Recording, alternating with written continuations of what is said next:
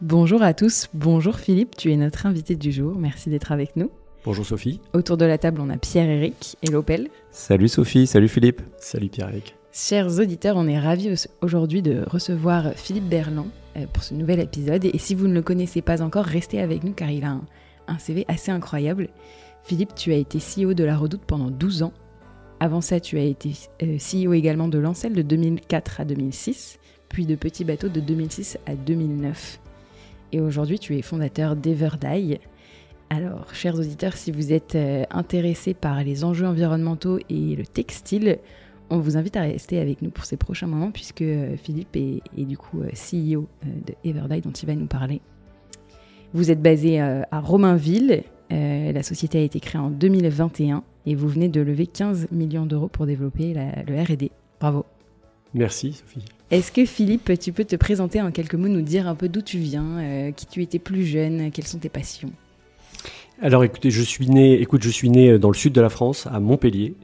J'y ai fait mes études jusqu'au bac et après le bac, je suis monté à la capitale, comme on dit, faire ma prépa. Et j'ai fait une école d'ingénieur. Je suis ingénieur de formation de l'école des mines de Paris. Puis après, j'ai décidé de faire mon service national. À l'époque, on faisait un service national et j'ai fait un service dans la marine nationale en tant que chef de quart. Donc j'ai eu la chance d'avoir la délégation de mes commandants pour commander le navire à la mer. Donc c'était vraiment une expérience passionnante de management. J'étais très jeune, mais j'avais la responsabilité d'un bateau et ça assoit des notions de délégation, d'autorité qui sont très intéressantes.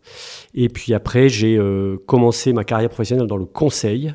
Je voulais travailler en milieu industriel, mais à cette époque-là, on va dire que l'industrie française démarrait sa récession. En tout cas, il y avait un moment de crise assez forte, il n'y avait pas d'embauche. Et donc, j'ai décidé de rentrer dans le cabinet qui n'existe plus avec ce nom, qui s'appelait Bossard Consultant, qui était un cabinet français, le plus gros cabinet français. On était quand même 600 à Paris. Et puis, ça a été fusionné et amalgamé dans maintenant ce qu'on appelle Capgemini. Et j'y ai fait mes armes assez pragmatiquement sur le terrain, avec des missions très hands-on dans les ateliers, voilà, sur l'environnement industriel. Et après, j'ai rejoint un de mes clients, Petit Bateau, pour qui je travaillais et qui a trouvé intelligent de m'embaucher et de me débaucher. Et j'étais ce qu'on appellerait aujourd'hui Chief of Staff, du patron. Et on a mené la transformation de cette belle marque d'un positionnement d'industriel, de fabricant, à un positionnement de retailer intégré, c'est-à-dire en intégrant tout le retail, tous les réseaux succursales. Donc ça m'a passionné de transformer l'entreprise en profondeur pour lui donner ce nouveau métier de retail. Ça a toujours été la famille Yves Rocher qui était propriétaire? Alors moi, du temps où j'ai été, oui, l'entreprise appartenait déjà au groupe. Monsieur Yves Rocher avait racheté l'entreprise à la famille fondatrice qui était les Valton, voilà, et avait sauvé quand même Petit Bateau de la faillite certaine. Voilà. Donc Petit Bateau, ça a duré au cumul 12 ans, avec un intermède au milieu où j'ai eu l'opportunité d'être directeur général adjoint de Lancel, pour aider la patronne de l'époque, Isabelle Guichot, à la fois diriger Van Cleef et Lancel. Donc moi j'étais son bras droit chez Lancel. Et puis après Lancel, on m'a rappelé chez Petit Bateau pour prendre le poste de directeur général.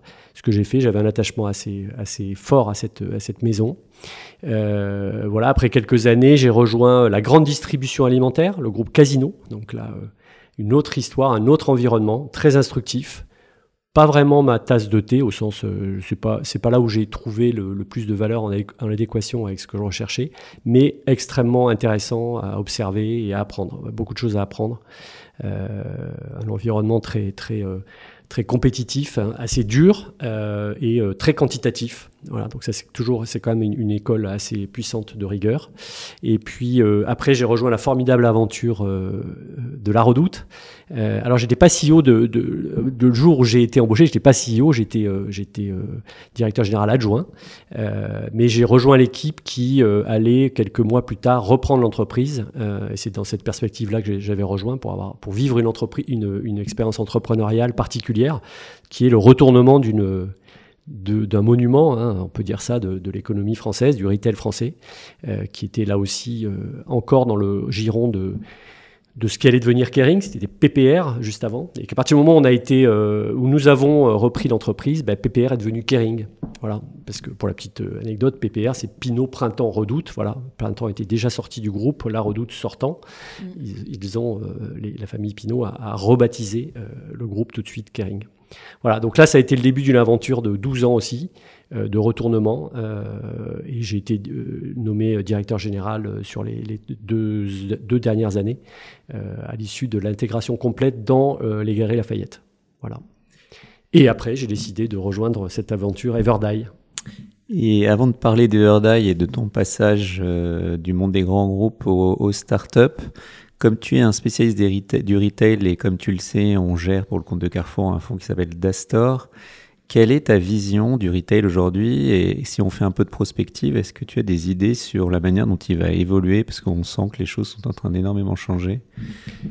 Oui, il y a aujourd'hui des forces assez antagonistes entre à la fois une recherche de prix qui est patente aujourd'hui. On voit les entrants extrêmement puissants à distance, Temu, Shein, ce genre d'acteurs qui sont pour moi très destructeurs. Alors il y a plein de raisons, on va pas rentrer là-dedans, mais structurelles qui font qu'ils arrivent à damner le pion et à tailler des croupières aux retailers français. Je trouve ça extrêmement dangereux parce que j'avais beaucoup milité dans mes postes dans les administrateurs de différentes fédérations professionnelles. Il y a des distorsions de concurrence monstrueuses. Voilà. Donc ça c'est une menace énorme qui montre quand même qu'il y a une appétence du consommateur. Au-delà de ça, ça montre quand même que le consommateur cherche du pouvoir d'achat. C'est pas nouveau, mais on le reconstate aujourd'hui. Donc les formats discount sont pas morts. Donc il y a toute cette phase, ce pan-là de dynamique extrêmement encore prégnante. Et de l'autre côté, il y a on a la recherche d'expérience, de choses exclusives, de choses personnalisées, et ça crée un choix drastique pour les retailers de quel côté être, parce que quand on est au milieu, c'est pas évident. Moi, je l'ai vécu, j'ai vécu pas mal à l'intérieur de boîtes qui étaient un peu au milieu, ni les plus discount, ni les plus luxe, et là, c'est toujours un peu compliqué. Donc, il faut avoir... Voilà, c'est pas nouveau, c'est la différenciation, etc. Donc la techno, elle va apporter la techno, c'est un poncif aussi sur le retail. C'est qu'est-ce qu'elle va apporter. Il faut pas penser que c'est de la techno pour la techno. Moi, je pense qu'il faut que la techno, elle soit utile pour développer une expérience client qui soit extrêmement atypique, soit extrêmement personnalisée. Ce qui peut être d'ailleurs les deux. Mais la techno, il faut vraiment la penser pour un but, une expérience client. Il ne faut pas juste faire de la techno pour la techno. Je pense que là, c'est vain et on se perd. Voilà.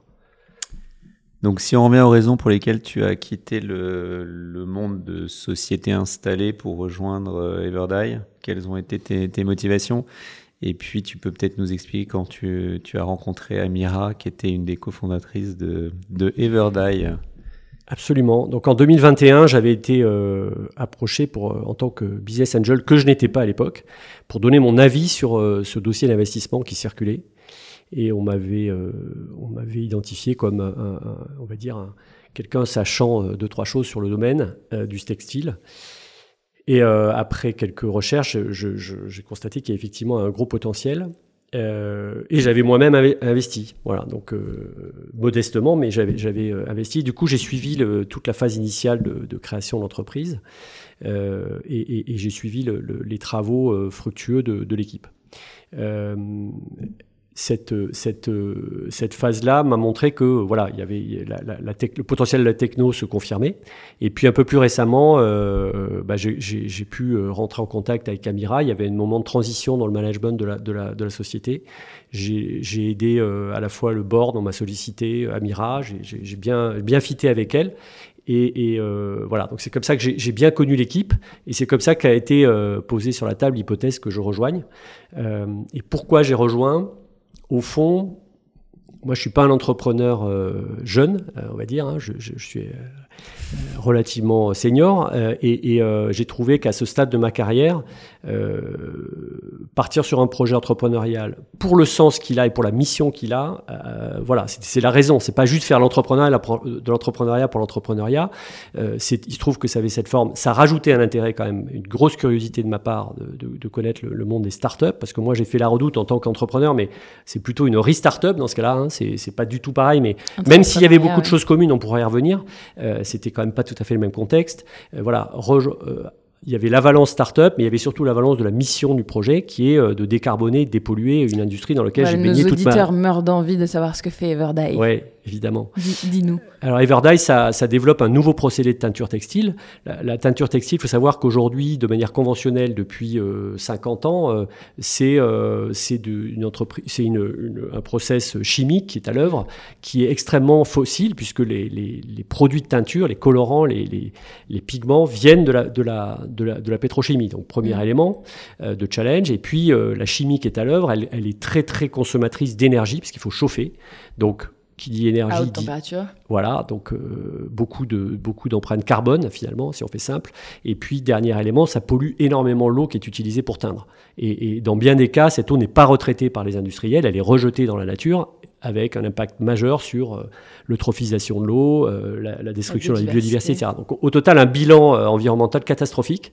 On dit que c'est de l'ordre de 5% de l'empreinte carbone totale, et c'est 20% de la pollution des eaux mondiales. Donc là, vous avez le tableau du problème à résoudre.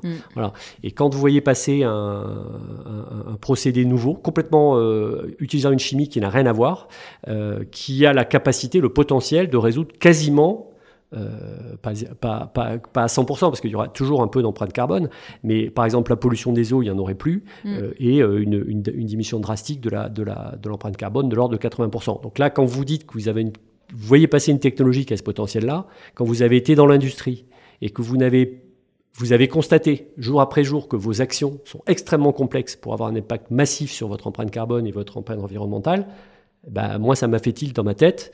En plus, voilà, pour moi, à titre perso, ça a résonné sur revenir à de la chimie alors que je ne l'avais pas pratiqué. Moi, je suis ingénieur, la chimie a été une des mêmes matières. C'est des amours d'études. Voilà, donc tout ça a résonné en moi sur plein de plans. Puis je suis un papa avec des enfants qui sont un peu... Voilà, qui sont en âge d'être entrepreneurs, qui l'ont été. Ça me reconnectait aussi à eux. Vous voyez, il y avait tout un tas de choses à la fois rationnelles, puis plus affectives, qui ont fait que, on quitte des postes bien installés où on a, une espèce de statut, mais j'en ai un peu rien à faire en fait, et c'est pas ça qui me drive. Donc j'ai pas tellement hésité au fond. Tu disais que l'empreinte carbone du coup réduit drastiquement. Tu nous expliques un peu, vous faites appel à du végétal? Alors, oui, exactement. La matière, le pigment ou le colorant que l'on développe, ils sont synthétisés sur la base de principes de chimie verte. Donc, tout de suite, on dit...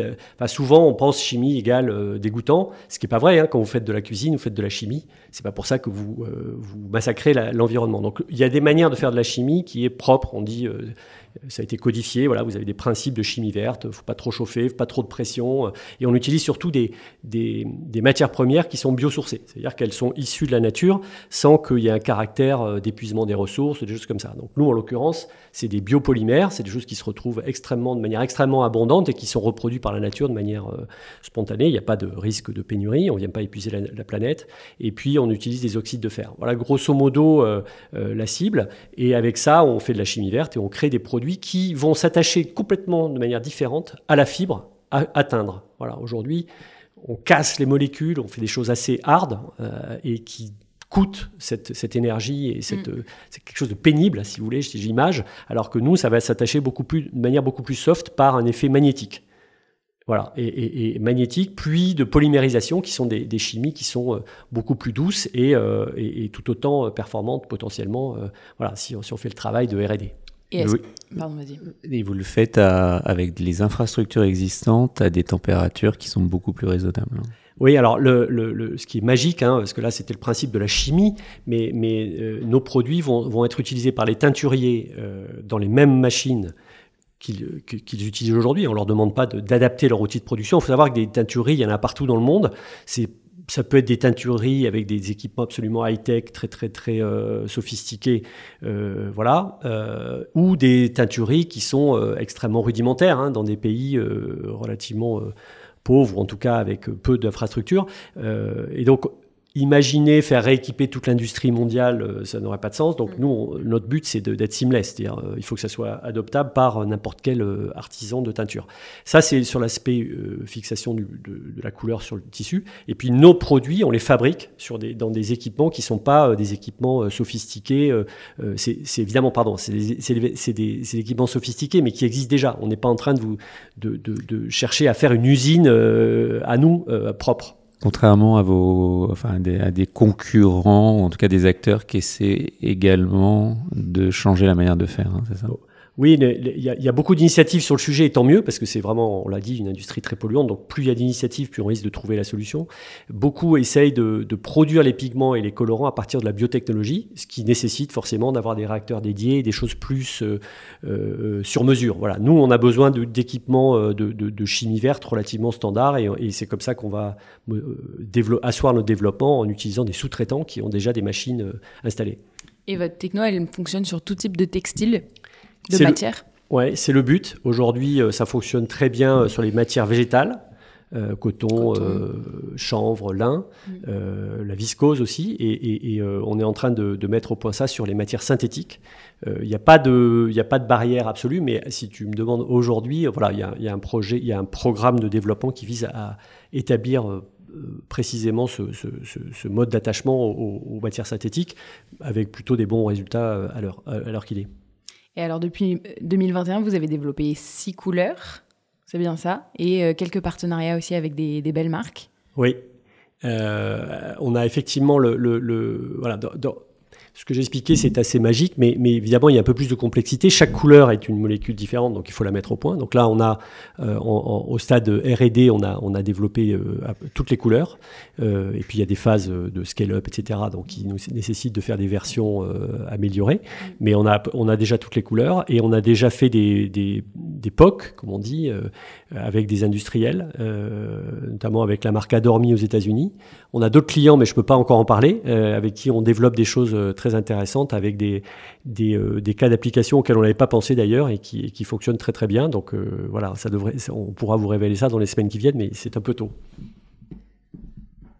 Et, ok, on a parlé des marques. Du coup, comment, avec Adormi, typiquement, comment vous allez les voir ? C'est vraiment une image de marque. Ils ont tout à gagner sur leur branding côté client. C'est effectivement les marques qui sont les prescriptrices. C'est elles qui poussent l'industrie à se transformer. Au-delà de nous, on voit que quand on va dans des pays de production mass market, que ce soit le Maghreb ou même au Vietnam, etc., ils ont déjà... On pourrait imaginer que c'est qu'une préoccupation européenne, etc. C'est pas vrai. Sous le lead des marques européennes ou américaines, l'industrie se transforme peu à peu. En tout cas, ils savent rendre des comptes à ces marques sur les conditions de fabrication, etc. Donc tout ça, pour eux, c'est pas nouveau, et ils cherchent eux-mêmes des solutions à proposer à leurs clients qui améliorent l'empreinte carbone, l'utilisation de l'eau, etc. Donc finalement, la dynamique, elle a été initiée par les marques, parfois sous la contrainte législative, mais finalement, je pense qu'on a dépassé ça. Je pense que les marques, maintenant, sont, pour bon nombre d'entre elles, assez responsables et prescriptrices de ces changements. Voilà, donc les marques sont les premières, sont en tête, première ligne pour pousser ça. Donc nous, c'est par elles qu'on rentre. C'est par elles qu'on rentre sur le marché. C'est elles qui poussent, et après, elles nous emmènent dans leur supply chain, selon leur organisation, dans des teintureries, pour qu'on aille montrer que ça fonctionne. Et puis finalement, quand elles nous amènent dans une teinturerie donnée, le teinturier constate que ça marche, et il y a toutes les chances qu'il nous propose, c'est déjà le cas, à d'autres clients. Donc voilà, il y a une espèce de phénomène. Le plus gros défi, c'est d'avoir une énorme base de teinturiers convaincus de la solution. Mais on va pas s'amuser, nous, c'est pas notre approche. On va pas démarcher les teintureries, parce que c'est un monde très très éclaté. Il y a des milliers d'acteurs. En revanche, en rentrant par les filières des grandes marques, en creusant le sillon de la part de marché sur des grosses marques, c'est comme ça qu'on va faire notre trou. Parce que si on travaille avec des marques qui ont pignon sur rue, qui sont connues pour leur qualité, etc., ça démontrera aux autres que ça fonctionne. Tu peux nous rappeler la genèse du projet et comment Amira en est venu à développer cette solution et des brevets associés, puisque, comme tu le sais peut-être, notre thèse est de plus en plus d'investir dans des projets qui ont une dimension scientifique. Donc là, on est sur un bel exemple qui combine à la fois la réduction d'empreinte carbone d'une industrie qui est assez polluante, qui est extrêmement polluante, et cette valorisation de la recherche pour la faire passer de stade de recherche fondamentale à applicative. Oui, c'est très important. Alors, déjà, l'inventeur, c'est effectivement Amira. C'est une jeune femme brillante, tunisienne, qui est docteur en chimie des matériaux. Elle a fait sa thèse en partenariat avec les universités de Tunis, de Lisbonne et de Grenoble pour l'OTAN. Elle travaillait sur des textiles intelligents qui permettaient d'être une barrière aux agressions bactériologiques. Donc un brief relativement précis. Et donc elle a travaillé sur la structure des fibres, la structure moléculaire des fibres et leurs propriétés. Essayer de rendre les fibres, de les augmenter en termes de propriétés. Et elle a trouvé un principe qui effectivement fonctionnait contre les barrières bactériologiques, mais qui avait un inconvénient. Donc quelque part dans sa thèse, c'était pas forcément la bonne note. Le côté bonne note, c'est que le tissu changeait de couleur. Donc là, à ce moment-là, elle avait inventé la chose, mais elle ne le savait pas. Donc là, on est vraiment sur la serendipity, comme on dit en anglais. Et plusieurs. Après, elle a pris un job elle a poursuivi peut-être le hasard. En tout cas, elle a travaillé dans une usine de peinture, une firme de peinture en Tunisie. Elle a fait beaucoup de scale-up et de développement industriel de nouveaux produits dans la couleur. Et donc, par association d'idées, au bout d'un moment, elle s'est rendue compte qu'elle avait posé les bases de son invention. Et du coup, elle a décidé d'aller s'installer en France. Elle s'est mariée, etc., sa vie personnelle. Et puis, elle a décidé de faire l'entrepreneuriat. C'est une jeune femme brillante qui a vraiment envie d'impacter. Elle habitait à Sfax. Enfin, Sfax, c'est un des centres de textile tunisiens. La Tunisie est avancée en termes de couleurs et de teinture. La Tunisie est un grand bassin de fabrication textile pour les marques européennes, pas spécialement avancé en matière de teinture, justement, et au sens... D'ailleurs, personne n'est avancé en matière de teinture en termes de pollution, j'entends. Ouais. Et voilà, Amira voyait sur les plages les désastres que ça pouvait occasionner. Donc elle avait ça quand même dans les tripes, d'essayer d'impacter. Voilà, tout ça le puzzle s'est mis en place et elle s'est installée chez un incubateur et c'est comme ça qu'elle a rencontré son cofondateur dans l'incubateur et ils ont posé les bases de l'application et ils ont posé les bases de l'entreprise en 2021. Voilà, donc c'est un mélange d'ambition, de caractéristiques personnelles d'Amira et il faut lui rendre hommage là-dessus. En plus, pour l'histoire Everday, c'est une femme, donc ça rajoute une valence à ce que tu disais, à la valorisation de la tech par une femme. On a évidemment déposé 2 premiers brevets et on est en train d'en rédiger.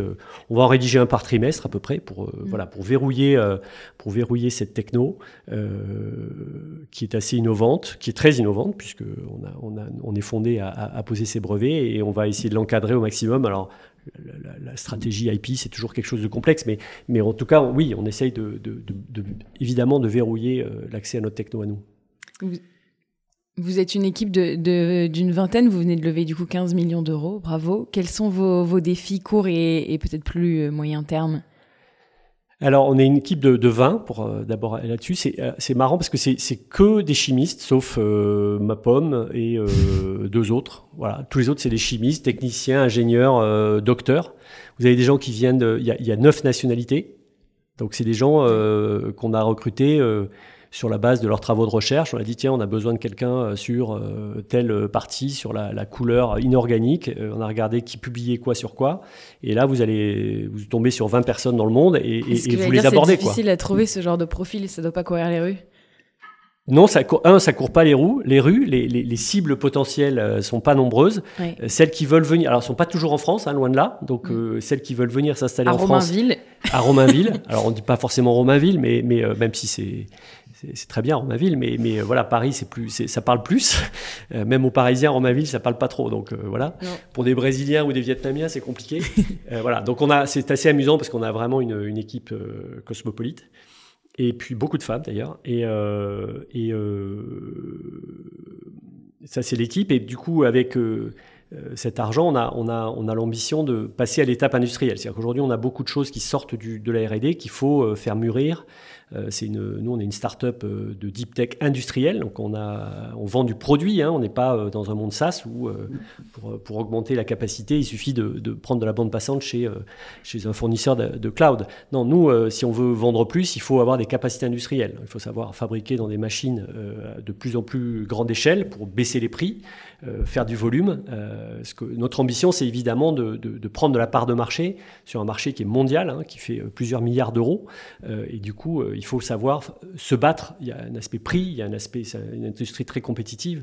Donc il y a une vraie rigueur industrielle, baisser les prix, monter les capacités et puis vendre, évidemment. Aujourd'hui, il y a un vrai coût, enfin il y a une vraie différence de coût entre aller vers la teinture traditionnelle et venir vous voir pour une marque.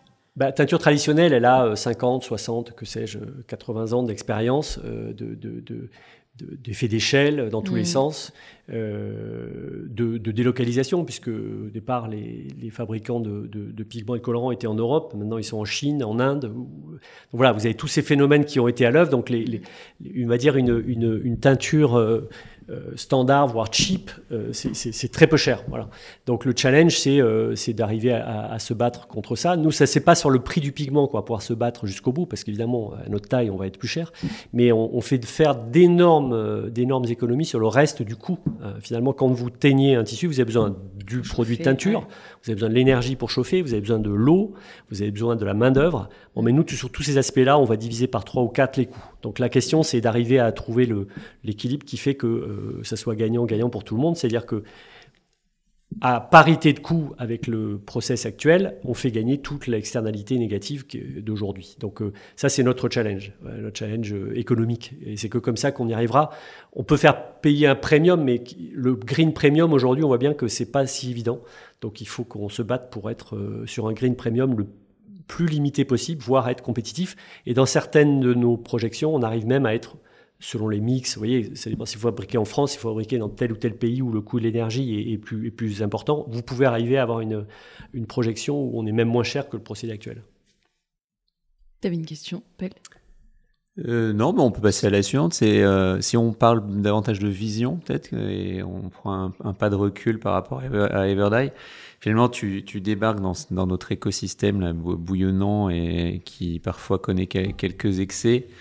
Quel est ton regard avec l'expérience que tu as et la connaissance d'industries qui sont plus traditionnelles là ?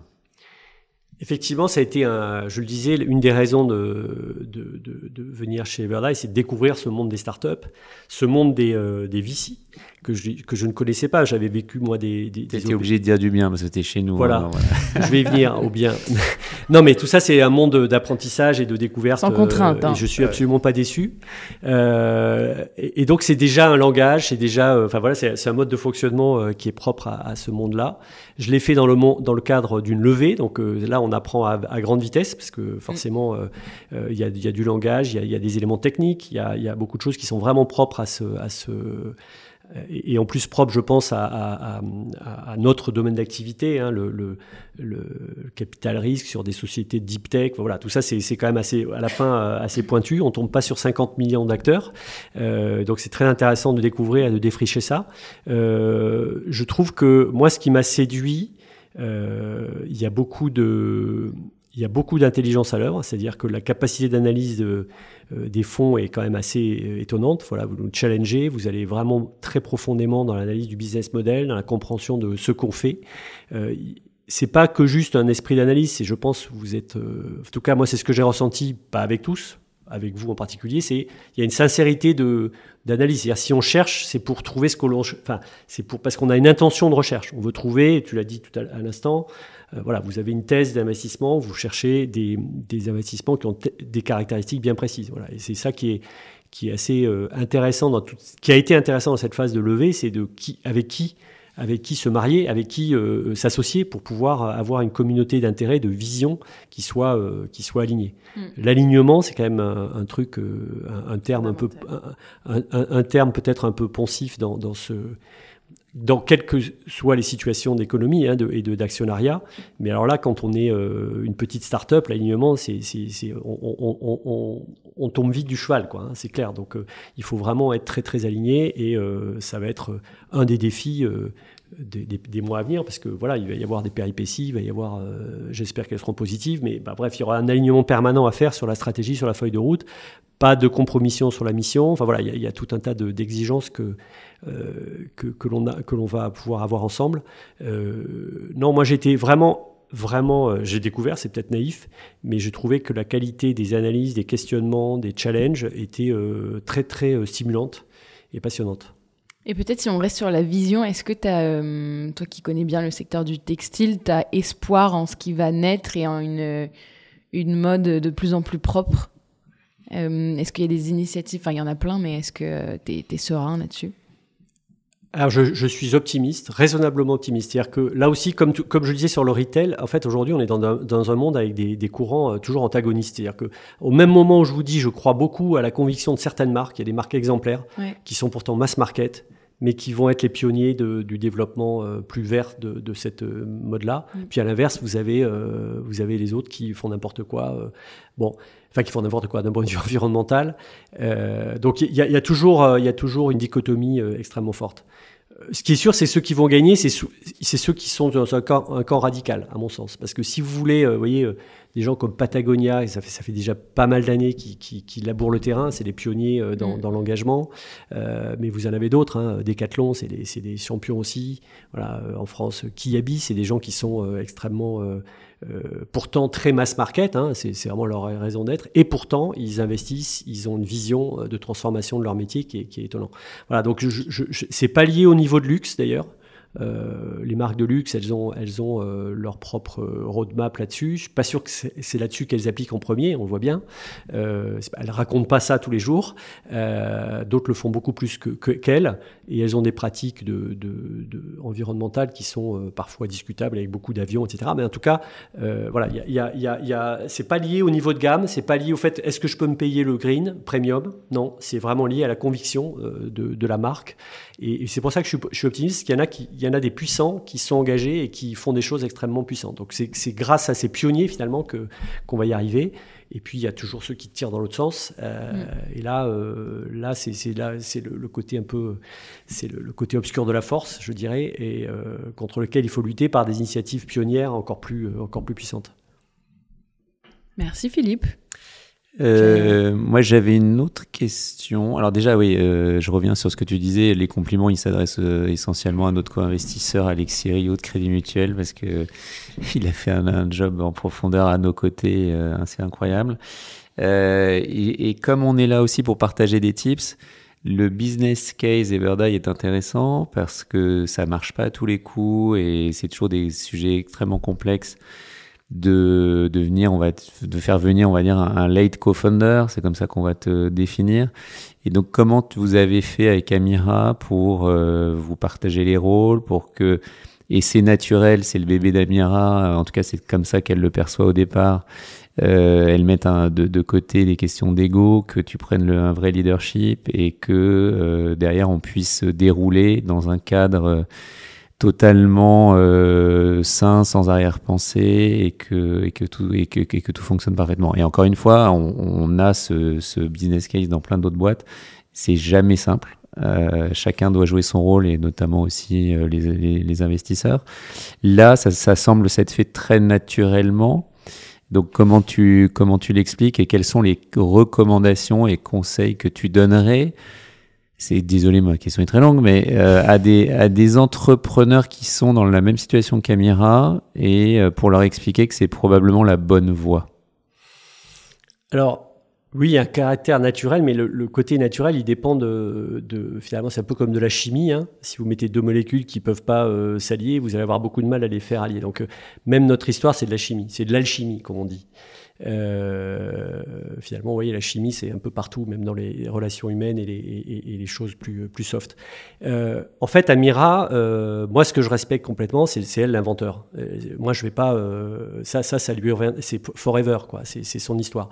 Maintenant, Amira, et c'est toute son intelligence, à mon sens, elle voit bien que elle est jeune, hein, elle a moins de 35 ans, elle a jamais été dans une situation de management très, très large, dans le domaine de la recherche, dans son domaine, oui, mais voilà, donc elle sait qu'elle a plein de choses à apprendre, donc elle a cette humilité, donc finalement, je parle de qualité humaine et d'intelligence, qui font que on n'est pas en rivalité, finalement, on est très conscient de en quoi on est complémentaires.